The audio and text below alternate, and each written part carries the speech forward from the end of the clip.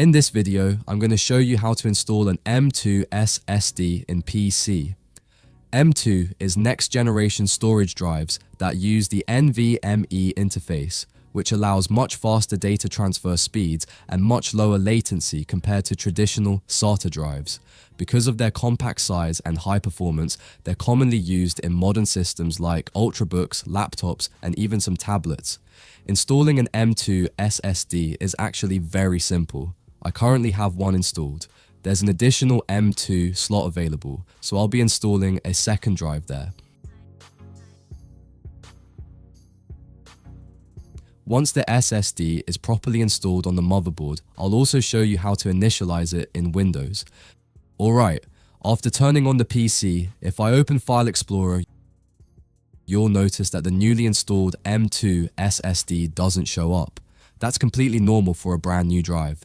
If it's a used SSD one, it will appear, but for a new one, we need to initialize it first. So go ahead and close File Explorer, then right-click on the Start menu and select Disk Management. As soon as Disk Management opens, you'll see a small Initialize disk pop up. It will say that you must initialize the disk before the Logical Disk Manager can access it.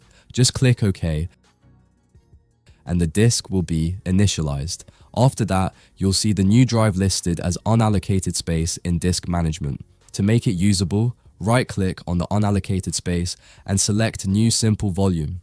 The volume wizard will open, click Next, and you'll see the volume size in megabytes. You don't need to change anything here, so just click Next again. Now you can assign a drive letter. You can choose any letter you like or leave it as the default, then click Next. On the format screen, you can give the drive a name if you want, leave the rest of the settings as default, and click Next. Finally, click Finish. Once that's done, open File Explorer again,